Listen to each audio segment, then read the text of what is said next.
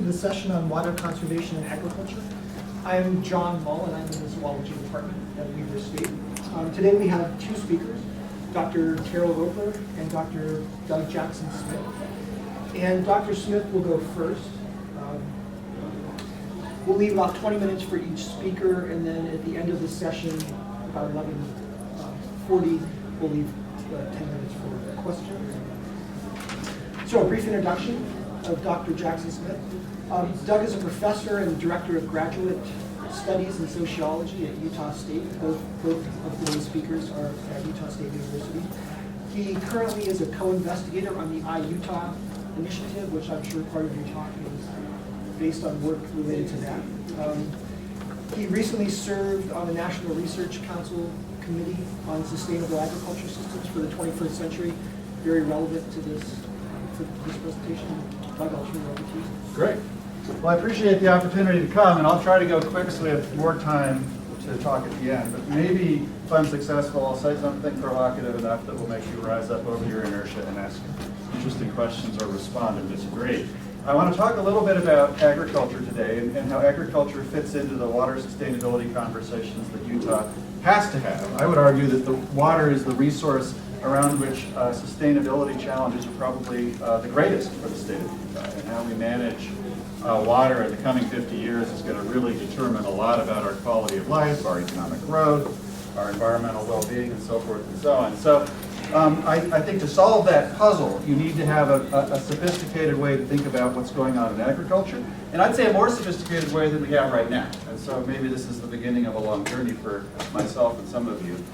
As John noted, I'm affiliated both with Utah State and the iUtah project. The iUtah project is a big, giant research project that involves universities all across the state of Utah, including many of my colleagues here at Weber State. We've got opportunities for students to be involved in research. We want to engage with people in the communities that are working on water issues. It's all about water. And if you have any curiosity about what iUtah has to offer or what it might mean for you, we have a table here today, and I encourage you to go visit them. So with that as background. So let me give you a quick baseline. You probably all know this. Utahns use a lot of water. When we look at national statistics about per capita, per person water use, we're at the head of the chart, or very near the head of the chart. It's also the case that our population is growing. The United States in the next 50 years is going to go from about 40 million to 400 million. We're going to double. And so what that means is we face a fairly unusual pace at which we're going to have to figure out how to accommodate all those people. In addition, we're going to double not because people move to Utah, we're going to double because we have a population that's very young and entering their childbearing years. And so it doesn't matter if we lock the gates or make the place really unpleasant. The demographics of the state of Utah are going to drive that chart. It's going to happen. There's just stuff we got to start grappling with and what it's going to mean.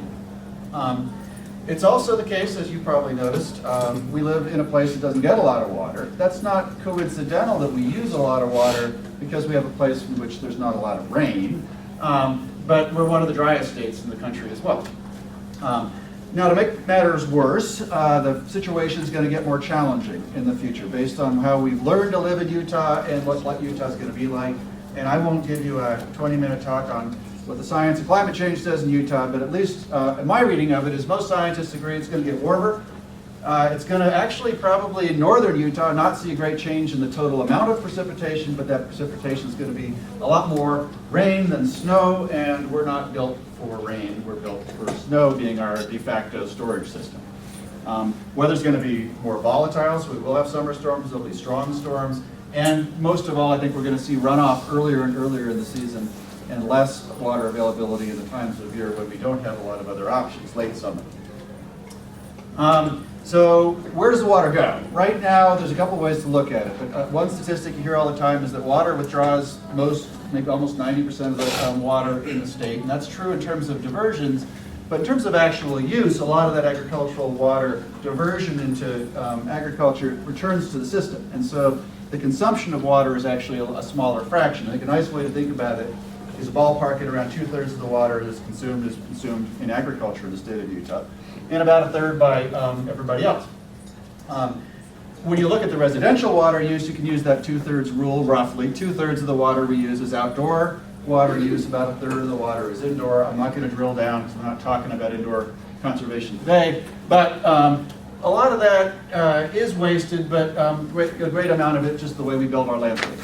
It's not that we're watering badly all the time, but we live in a place where if you want to sustain the landscape that you need a lot of outdoor water. All right, so this is our puzzle. In agriculture, it's the biggest water user. We're not seeing a lot of growth in demand. In fact, agriculture is using less and less water through time, slowly. And in urban areas, they have very little water, or they use relatively little water, but there's tremendous growth in the future that we can forecast. And how are we going to manage that puzzle? How are we going to take the whole water picture and figure out a way forward? All right, so there's some solutions. One, we just go find more water. Anyone have great ideas? Raise your hand. You're going to make $1 million, and it's going to be a fantastic way to go into the future. I don't think we're going to find more water. I think what we have to do is one of two things, or both of these things. We have to figure out a way to use water smarter, water more efficiently, in some ways reduce water demand per capita or per unit of output in agriculture. And that usually means urban water conservation programs, both residential and commercial, and also improving the ways agriculture uses water. And a lot of what Terrell's going to talk about are programs that are there to really encourage agriculture to become more sustainable. And water is one of those levers that they're working on to improve the footprint. Another thing that's really complicated is we're also going to have to think about reallocating water. And boy, is this the third rail of Utah politics. Trying to talk about agricultural water in the context of urban water challenges is going to be a very tough hill to climb. And I will conclude by giving some observations about how I think that's actually the most important challenge for us to address. But figuring out mechanisms in which agriculture can, the water puzzle can be addressed as a pool in which everyone's interests are in the room. All right, really quickly, there's room for improvement for urban water use. As I said, we're way up here. Our neighboring states that are equally arid and dry, like Nevada, is down here, and Colorado is here. And so there's clearly, even given some climatic considerations, some room for likely improvement in the domestic and urban water consumption portfolio. And I'm not going to say any more about it, but these are some of the things that as I learn about it that I think are going to be key parts of the solution. We definitely are, I'm not interested in how long you brush your teeth, I'll be honest. It doesn't make that big a difference. But I am interested in how you manage your outdoor water, because I see that as the big lever. And changes in technology, landscaping, the price, when we price water, and replacing, as we replace infrastructure, doing that in a way that's intelligent is going to probably be the big levers that determine where we're going to be in 50 years. So let's look at agriculture. Quick lesson, everyone I know is in favor of improving efficiency in agriculture. Farmers are excited about improving efficiency in agriculture. The city people are excited about, it's like this great mom and apple pie thing. Let's improve efficiency in agriculture. And agricultural efficiency can be done in two ways. One is that you can apply water more effectively. And actually a lot of what Terrell's program has supported are innovative ways to use technology and science to use water in a way that water does what you want water to do. It's going to be used by the crop. It's not going to be just passing through. There's also a great deal of interest, you probably hear a lot less about it, but of conveyance efficiency. And these are the canals and distribution systems that, if you start noticing, are everywhere throughout Utah, through which most of the water in Utah will spend some time. And these are leaky, 100-year-old, often dirt canals that don't get all the water they divert from a river or stream to the end point. They lose water on the way. In fact, my observation is most of the money being spent, public money being spent certainly, and a lot of private money being spent right now is in conveyance efficiency, and there's a little bit less on application efficiency. But what have we done? These are some trends in agricultural water use throughout a broad Intermountain West region that I define. Even though population's growing rapidly out here and urban areas are expanding, we're actually not seeing a great amount of change in the total acres in irrigated agriculture. Partly that's because it's a huge landscape and urban actually isn't that big a footprint. Partly it's because as lands come out of irrigated agriculture, different lands get drawn into irrigation, and so there's a lot of replacement. In terms of application methods, for those of you who've never been out, this is the way we used to do a lot of irrigation, where we flood a field, it's ditches, and you try to get water to percolate through the soil and saturate. It's low tech, you could do it in 1850, but it's still the way an awful lot of land is irrigated. But more and more people are moving to sprinkler systems can put the water on in a more even and effective way, and they do allow you potentially to save or use water more efficiently. The total use of water in this broad region is declining. It's down about 15% between 1990 and 2005, and our surface water withdrawals are down about 20%. So that's the water we're pulling out of streams.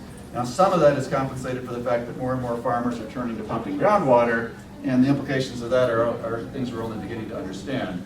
But most of irrigation water is surface water in this region.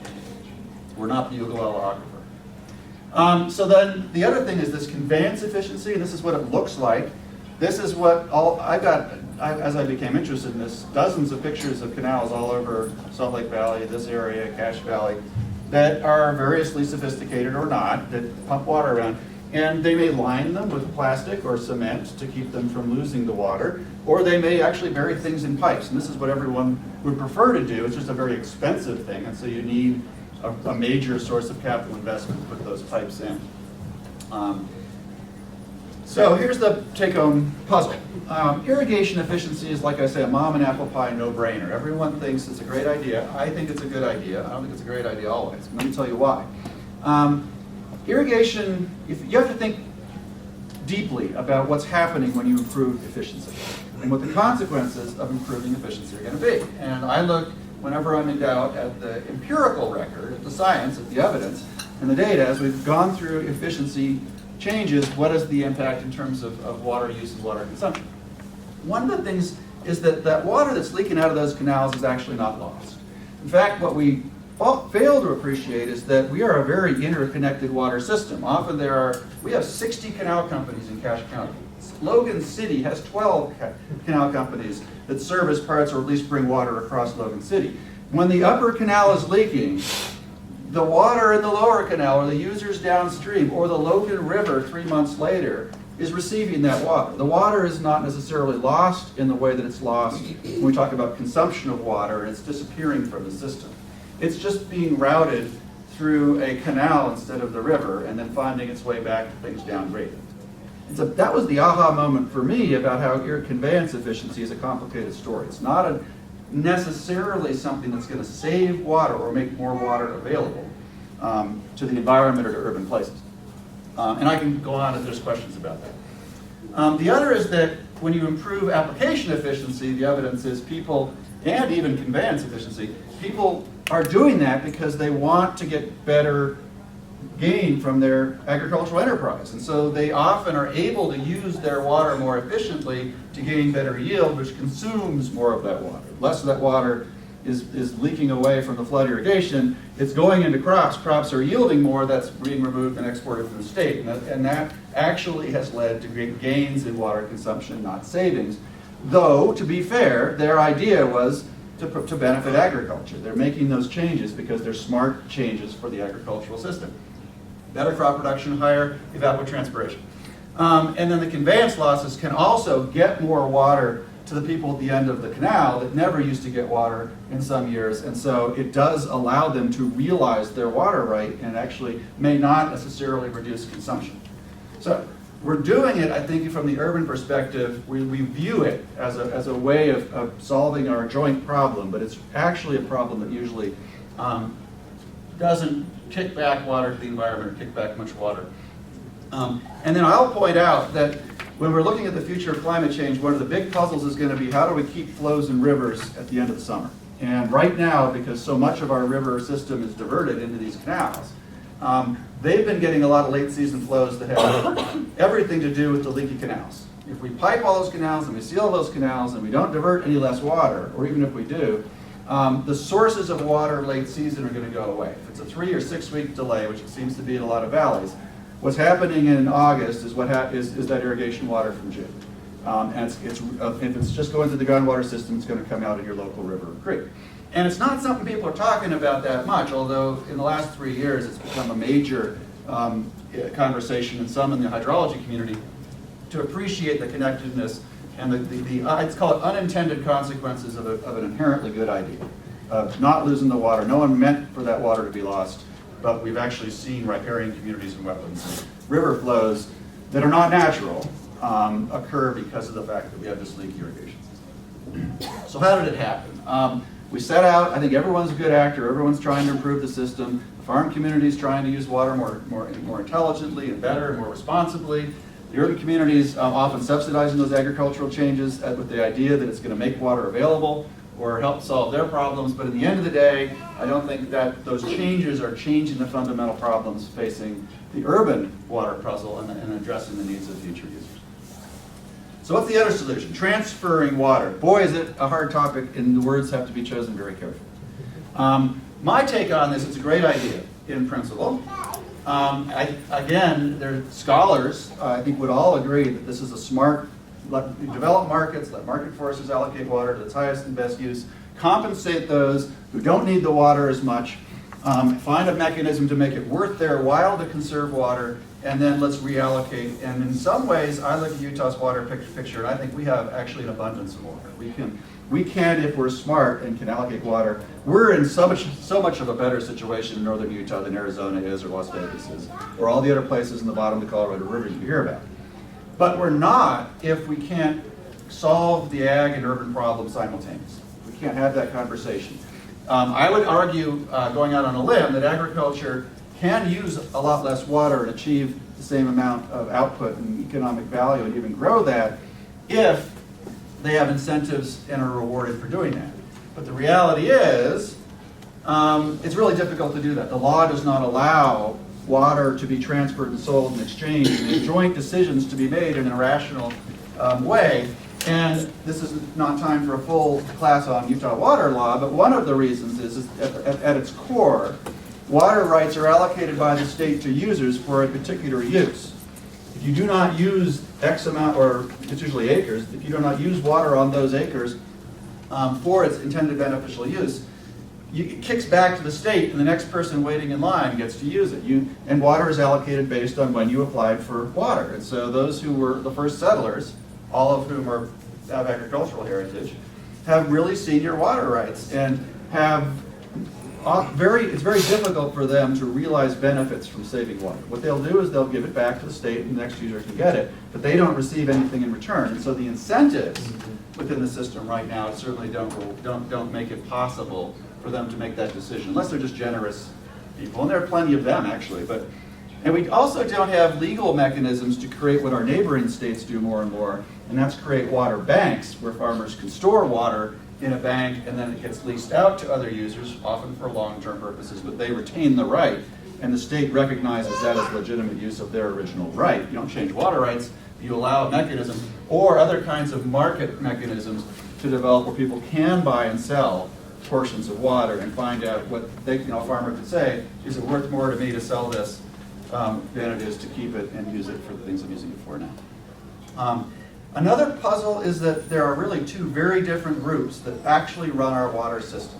One of the groups is cities and municipalities that manage your domestic water, your urban water. The other are all these canal and irrigation companies. There's over 1,000 of them in Utah. They're all small. Most of them are really small scale, not terribly technologically or institutionally sophisticated. These guys historically have had very little to do with each other, and so that they need to figure out their puzzle. Finally, Utah's political culture, in my observation, keeps these conversations completely separate. It's taboo in an urban conversation to be bringing agriculture in, or when you do, there are consequences. Conversely, agriculture doesn't, and I work in agriculture, don't have a lot of conversations about their desire or need to help urban areas solve their problems. That's not part of the mission or the culture of what agriculture is. So there's a social science moment. For all of you, I'm a sociologist. We often forget the importance of society and the importance of institutions. And when we forget that this problem is one of institutions and laws and society, not one of technology or attitudes and opinions, we can do things like engineering solutions that make sense, that lead to outcomes we didn't really intend to have. And so water use patterns are shaped by our law. If you just build a better canal, it may not achieve the goal because they're embedded in a world that's not going to allow or incentivize somebody to use their savings for one purpose. It'll go in a different direction. And there's a fundamental guy, this guy Jevons is an economist actually, but he argued early on and had this observation that improvements in efficiency are often associated with increases in consumption. This is true for energy efficiency, it's true for water efficiency, it's part of the sustainability paradox.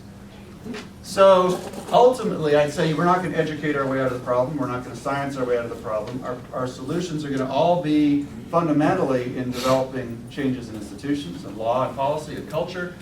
We got to change the paradigm with which we think about the puzzle and somehow get the conversation to shift from agriculture versus urban conservation, where they're hostile and distrustful and don't have much respect for one another, to a conversation of agriculture and urban water conservation. And that's my last slide. Thank you very much.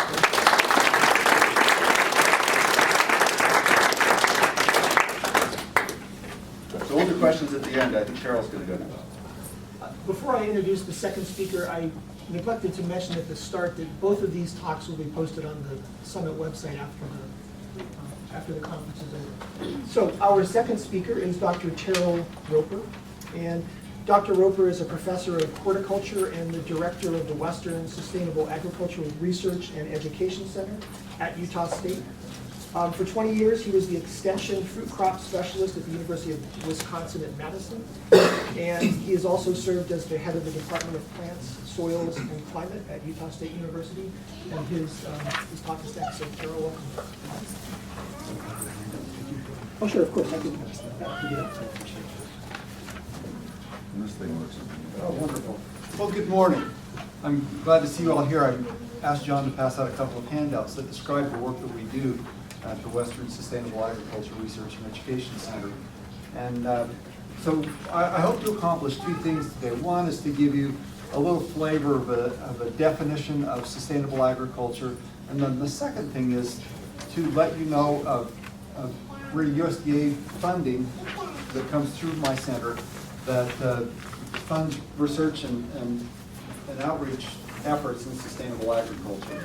So our purpose, we make grants for research and education to advance innovations in sustainable agriculture. So we can talk about the goals of Western SARE. That's our acronym.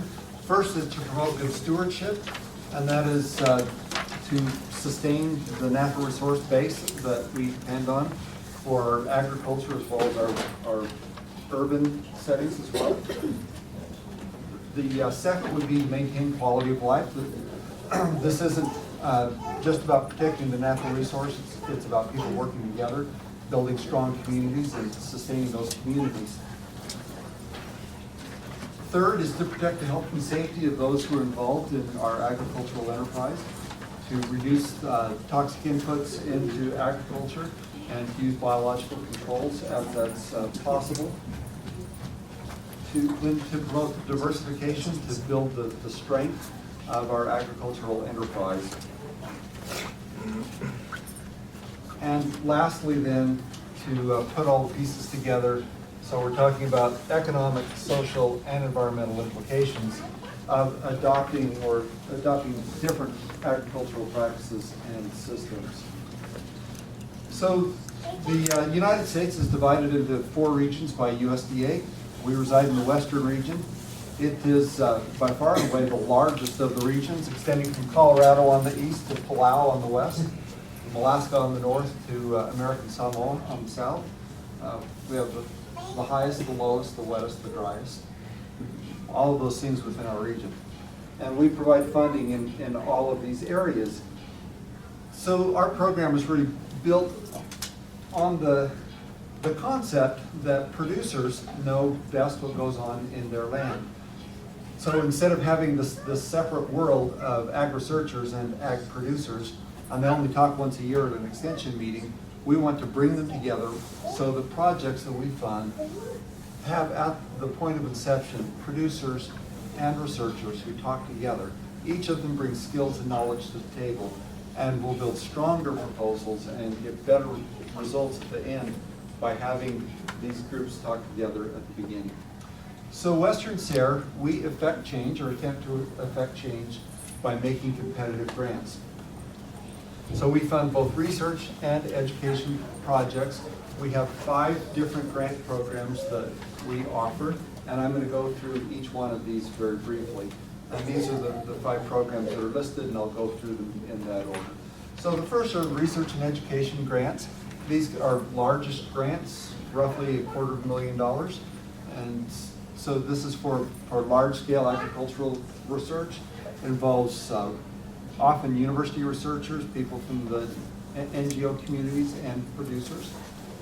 We prefer interdisciplinary projects, not in a single crop, a single production strategy, but a broader-based proposal. The second type are farm rancher grants.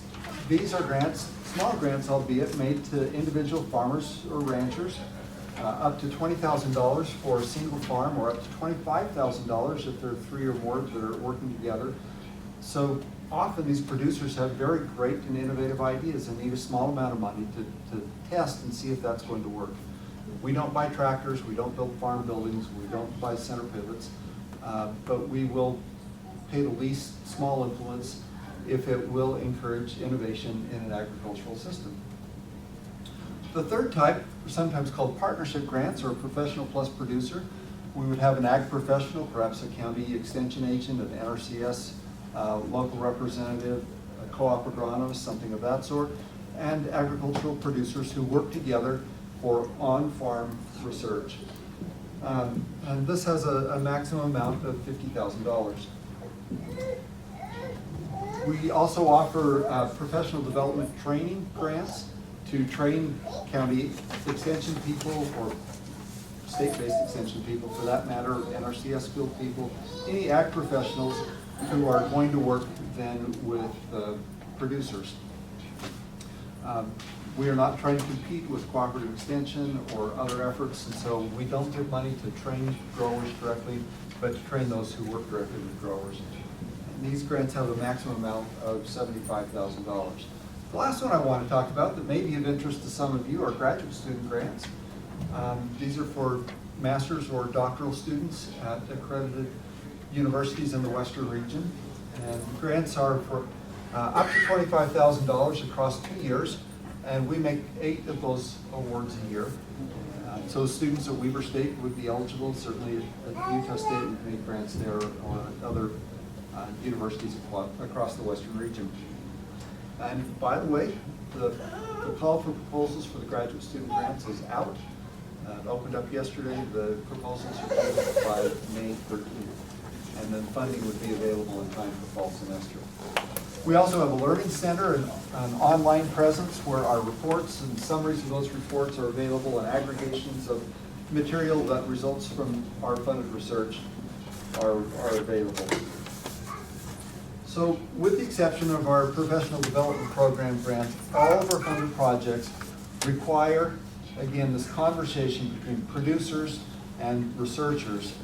When they come together at the table, they'll develop stronger proposals than they would have otherwise. We really want that from inception. We don't want a university professor going out to a couple of his buddies who happen to be growers and say, golly, I have a great idea. Could I try this out on your farm? We want them to sit at the kitchen table and talk about how that might be done better. We are, again, a USDA-funded program. We have an administrative council that makes the decisions about what projects are funded. These are people from diverse backgrounds, but who are very successful at what they do.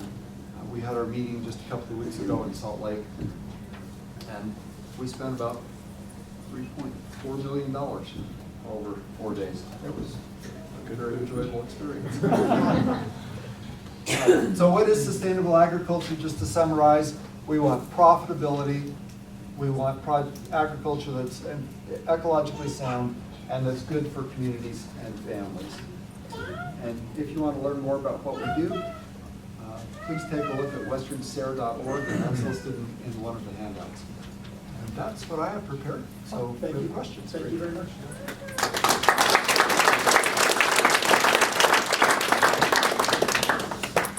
So our 2 speakers have left plenty of time for questions, and so please go ahead and ask if you have them. You want to moderate? In back, in the blue shirt. My question is for the first presenter. How does pressurized irrigation fall into the talk about how urban individuals can get away from using the water supply coming from the mountain being something that's a little bit, I guess, easier to access or be able to use. And then also, how do invasive grasses come into this? I know that there's been discussion in the past about grasses that are invasive species and that the state of Utah doesn't want those around. Is there more talks about those and being able to use those a little bit freer? Well, I'll take the second one first because I don't know the answer, so I don't know the answer on invasive grasses, but it's a good question. The issue of pressurized irrigation, let me broaden it a little bit. So with everybody likes their irrigation pressurized. I'm in an irrigation company, I've got a pasture I raise sheep. I got pressurized irrigation. Now it's diverted in a canal, and at some point that canal puts it in a pipe up on the hill, and then by the time it comes through my area, it's pressurized, and boy, is it a lot better than flood irrigation. So all those sprinklers are pressurized irrigation systems. They're either run by gravity pressure, usually, if you can, or there's an electric, they're energy consumers and they pump water and pressurize the system. Most urban people are used to always having pressurized irrigation. Because most urban people, a large fraction, depends on where you live, are using the same water that they're drinking and brushing their teeth with and taking showers with to irrigate their lawn. In other words, the city builds a water system. It's a single system, and then that's pressurized, and you can run sprinklers off it. There is a crossover, though, because a lot of the historic agricultural irrigation systems, and they call it secondary water because it's not treated, it's all surface water, has become, it's still being used in places that were agricultural but that are now developed and are only loosely defined as agricultural. Sometimes the water right's still for agriculture. It's an awkward moment. No one's gone and checked. Checking probably is a bad idea, honestly, because you don't want to go there. And it's because we build houses and developments, and often people in rural places aren't farmers anymore. Whatever, we're turning this landscape over, and that irrigation canal system, be it unpressurized or pressurized, still exists. When I got to Logan, I was amazed at the amount of water flowing through the gutters in downtown Logan. Do you have that in Ogden? Do you have water flowing through the gutters? In Salt Lake City, yeah. So it's not because someone upstream is running their sprinkler too long most of the time. That's the irrigation canal. That's the way the water is passed along to the users. And many major parts of Logan have access to secondary water irrigation systems still. And most of this is really old stuff where they open a little gate in their gutter and they flood through a tube or just a ditch their yard, and that's how they irrigate. People who have those systems love it when they're pressurized. They don't care if it's drinking water quality or secondary water. In fact, it's, in my view, vastly desirable to figure out how to manage a growth and development process to keep that secondary water system. And I'm a little on a limb, I'd argue, keep the leaky canals. No one agrees with me. But whatever, at least we'll pipe it and we'll keep using that water. If we're going to replace irrigated land that was in agriculture with irrigated land that's going to be in urban uses, we might as well use that old pioneer water system and that secondary water system because it's already there and it's vastly cheaper and better on society to not try to treat 60 to 70% of the water that's going into urban areas that they don't need to have treated. Now you do have to train your kids, like when we moved here, not to drink out of the hose or not to go out and run around in the pasture sprinklers because it's untreated water that just, I've seen the ditches, I don't want to drink it. Ultrabiome, whatever.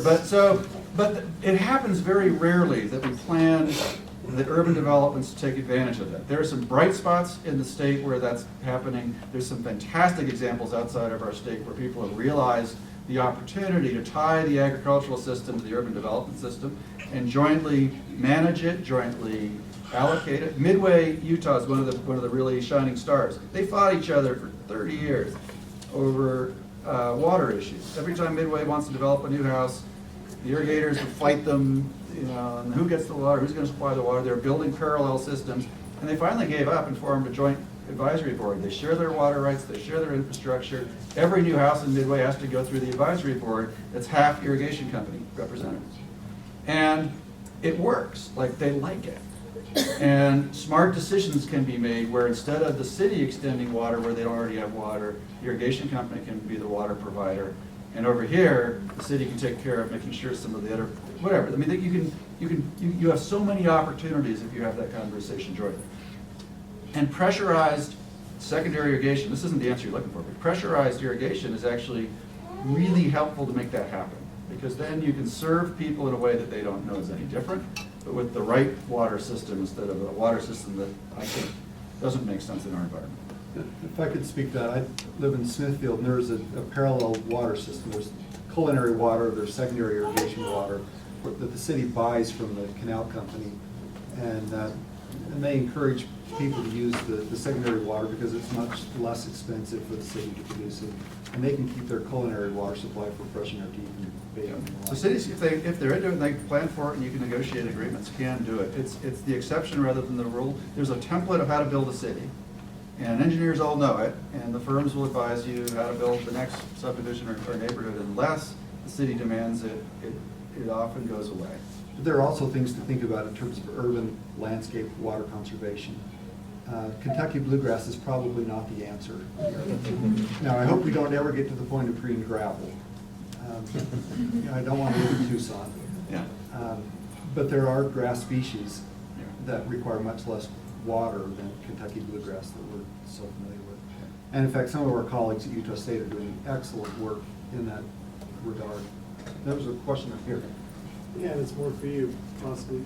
So conferences like this, we're always told to eat local, and the elephant in the room never gets addressed. And you're the first chance I've had in years. So in winter, cold winter climates, what do we do for local food production? Utah State must have some answers. Maybe some of your grantees outside of Utah have some answers. I've heard rumors of, tractor drive-in greenhouses. I've heard about energy efficient winter food production. What have you been seeing? What have your colleagues been working on? Well, you raise a good point, and obviously there are folks who agree Am I with you supposed to and think get about my that. vitamin A by getting stuff from Chile because I can't make it? So there are things we can do in terms of season extension. High tunnels are one of those, and we've funded extensive research and demonstration projects with high tunnels, which is just season extension. So you can begin earlier in the spring, you can continue later in the fall. But your point is exactly right about January, and eating local in a cold climate in January poses a huge problem. Is there cooperative food storage technology or something on a larger scale that we've been doing to use our local food? I know there's people that are starting to gather up all the unused fruit in the urban areas. There's probably not the spec who knew how to preserve them. Well, my parents both grew up in the Uinta Basin, and they were pretty well local foods, and so if they didn't grow it, they didn't eat it. I'm not sure that I really want to go there, but I think that there's wisdom in that approach, and home canning, storage kinds of things makes an awful lot of sense, not in a doomsday sense, but in a sustaining ourselves locally kind of sense. I think we haven't hit the ceiling of what's possible, so there's a lot more that can be done than we do. I don't think I'd be Pollyannish and say that we could actually survive in Utah only on food produced in Utah. We don't now. Most of our food is not Utah food. And we have a major meatpacking plant and cheese plants in Cache Valley. Most of their milk and cattle and pigs are brought into Utah. If that's the food system we've got. Now, the more people signal with their pocketbook that they want to buy local, the more people take actions to support farmers that are seeking to find these innovations and develop systems, the more it's going to happen. Like I said, we've got a lot of growth potential in improving the availability of local food, but I'm one of those who stopped short of seeing it as the panacea for everything.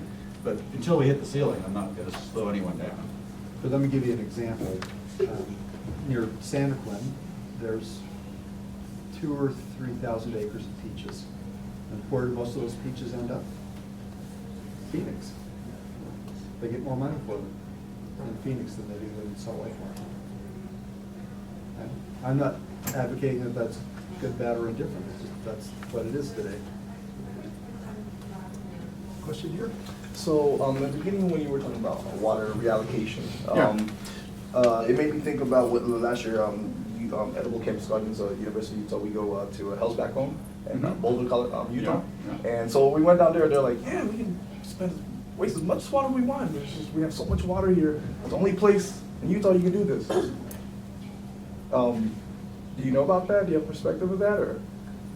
I'm not sure why, I've been to Hell's Backbone, I didn't see a lot of water. Oh, so they have a little farm down Yeah. nearby, yeah. Yeah. And I saw all the water, Yeah. they're watering so much, and Well- they're trying to explain to us how that region, specifically, they have so much water that they can waste as much water, but only right there.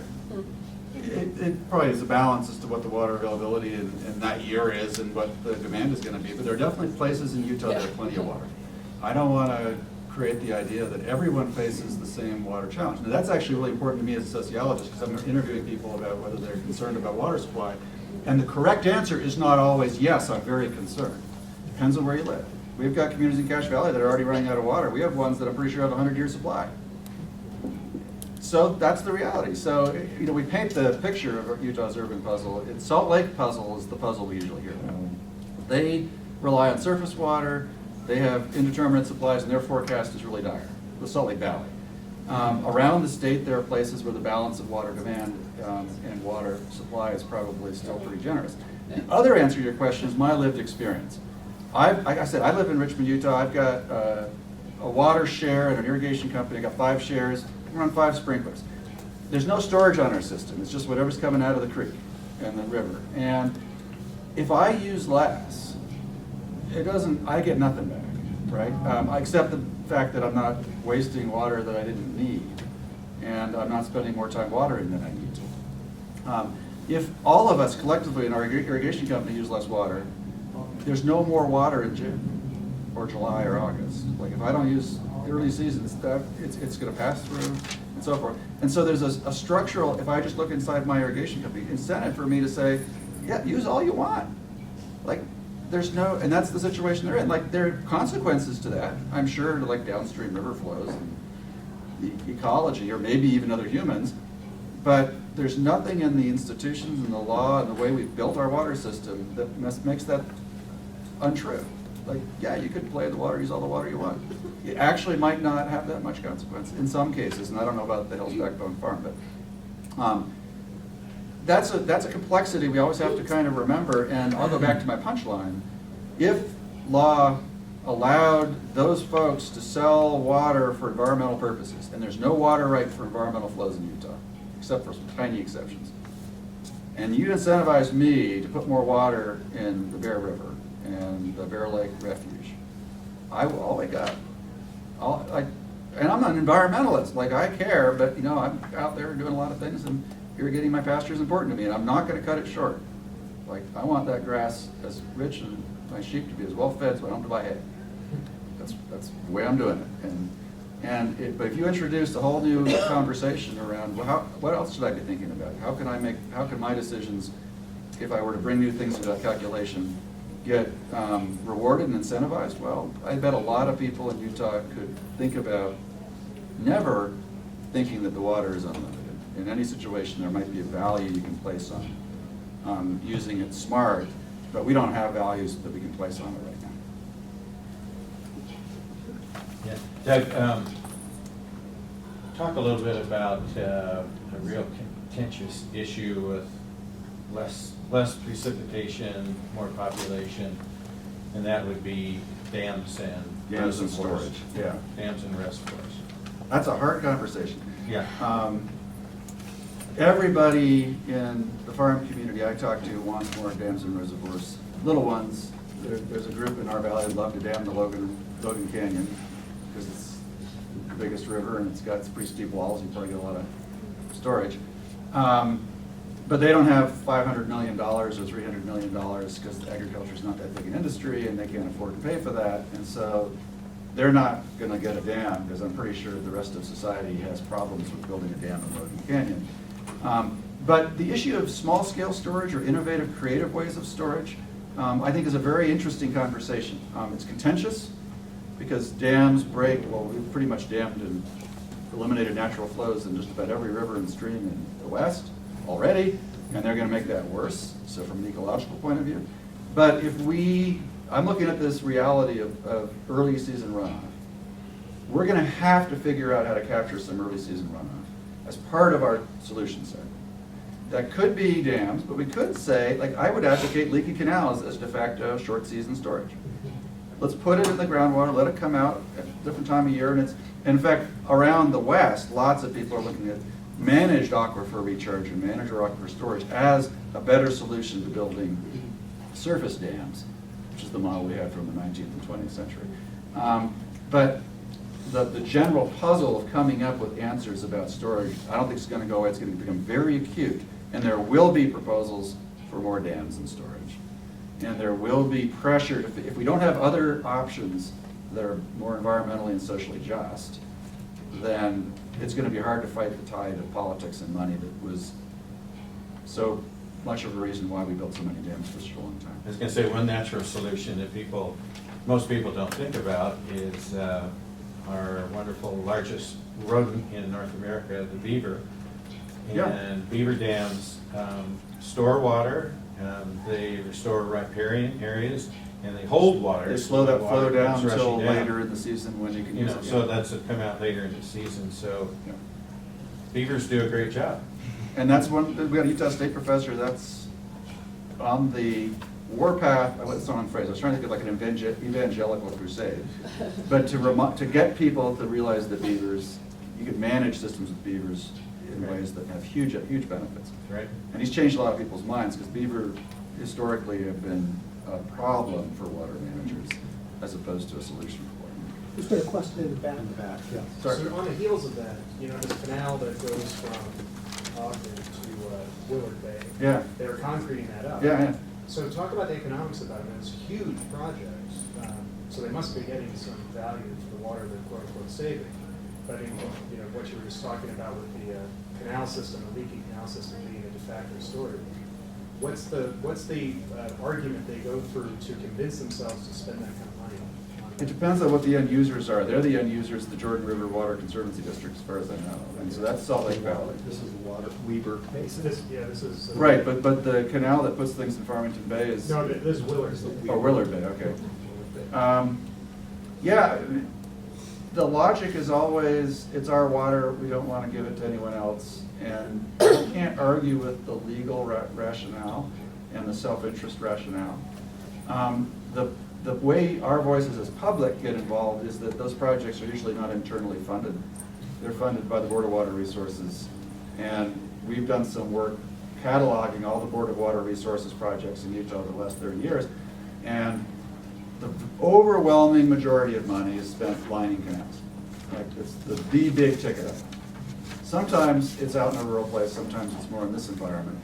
But it's always meant to give the owners of that water more secure, predictable, and reliable supply. It's not usually motivated by freeing water up because of whatever savings might accrue for other uses. And the innovations, I think, if these conversations go into more of a joint conversation, is we'll subsidize or help create that project if you don't use any more water and the savings become available for environmental flows or available for other allocations. Those are not conditions that are attached to those projects right now. And there's not a lot of momentum or precedent. I'm not even sure there's a legal way to do it for environmental flows yet. But that's the conversation I don't doubt we might be having in 20 years. Because we'll have an even more urban population that's paying for a lot of those projects. I don't know about the Weber project who's paying for it, but I'm guessing it's not just agriculture. Yeah, I can't imagine it's huge. Yeah. I was wondering how rainwater catchment fits into this puzzle, particularly like with urban agriculture. So we've got a guy in Extension who works on rain barrels. I want one. He hasn't given me one, I have to buy mine, so I don't have it yet. But, and then I work with folks on iUtah on green infrastructure that includes green roofs. And the problem in Utah, I've come to realize, is that when you need your water, it's not raining. It's those long 10-week stretches in the middle of summer when you need most of your water that it's hard to keep a barrel full and recharge it. And so that mismatch between, and so like we're irrigating our green roofs in this climate because the stuff that we need to grow is dying because it's not raining, and they were designed to filter rainwater, and they work great when it rains, but it rains on the shoulder seasons.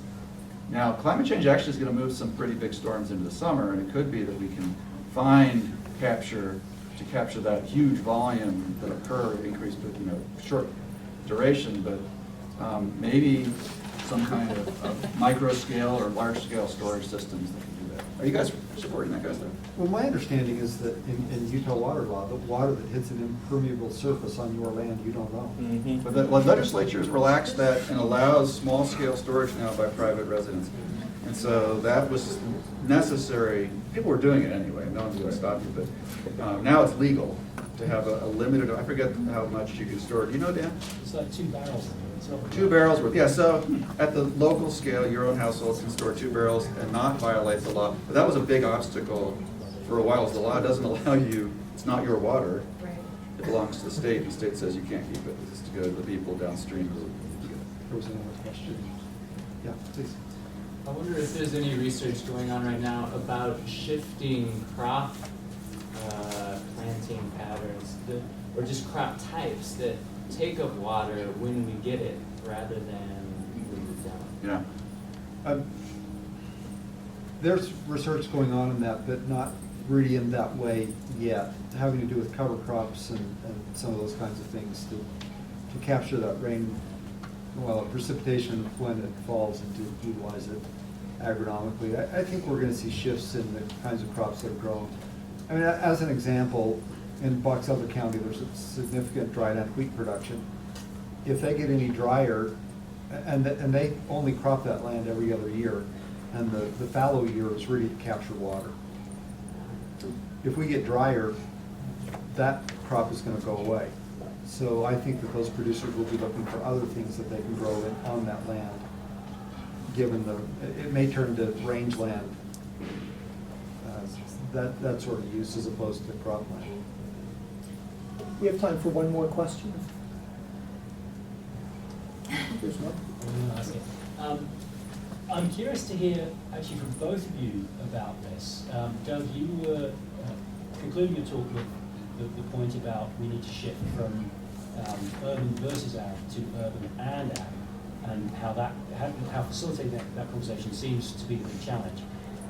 And you made a brief mention in answer to one question about Midway, which seems to be Success story. Yeah. So I'm curious to hear from you both about what's your sense of how that conversation can begin to happen? How do we move towards a situation where we have urban and ag as opposed to the present day? So how do we get to yes, essentially?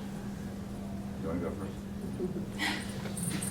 I'm not sure that I have much of an opinion about that. And anytime we can get people talking together, it may require the legislature to require farm organizations to sit down with cities and locally, not statewide, but within a county, for example, and begin to have that conversation. So I'd give the 3 answers. You could use the stick and require it. You can use it in a carrot and somehow incentivize it, which I think will probably be more popular. But you can also, I think I came in on David Orstock, and he talked for a while there about the kind of changes in mindsets. And one of those changes in mindsets is people thinking in a more sustainable paradigm, right? We all were nodding our heads and agreeing with it. But I think there's another change in paradigm and mindset that's not so obvious, but it's equally important if we're going to have ag and urban. Right now, I'll be frank, in my conversations with the urban water community, they demonize agriculture, especially those more sustainably trained and oriented, see all the problems within. There are those who say quite publicly there should be no agriculture. Like agriculture is, we don't need agriculture in the desert. And there's a story, a narrative that get told that has elements of truth, but elements of exaggeration. And so they're not always viewing agriculture as a thing they want to work with. Same thing happens in my meetings in agricultural and irrigator communities. They demonize the urban and the environmentalist. And the not all in any case, but there's these narratives that get told. Somehow we need to develop a mindset that isn't demonizing the other, right? If you really want to work together, you got to say, we want agriculture to thrive here. We value a future for agriculture. If you don't believe that, I don't know how you're going to have the negotiation and the conversation. And agriculture's got to see the value in collaborating with, and I don't think in reality most farmers and most urban decision makers at least are that far apart. it's this story you tell when you get into a group, like we all do, that shapes the way that hostility kind of gets perpetuated. And so anything that backs us off the hostility and doesn't try to fight for our interests over the interests of the other are going to help get us to a point where we can have that conversation. But I'm a little optimistic usually. But the truth is that agriculture needs urban areas because that's where their customers are. Yeah. That's where the market is. And urban areas certainly need agriculture because that's where the food comes from. Yeah. It's a situation that reminds me a lot of the climate change communication literature and insights. Yeah. Sounds very similar. Well, yeah.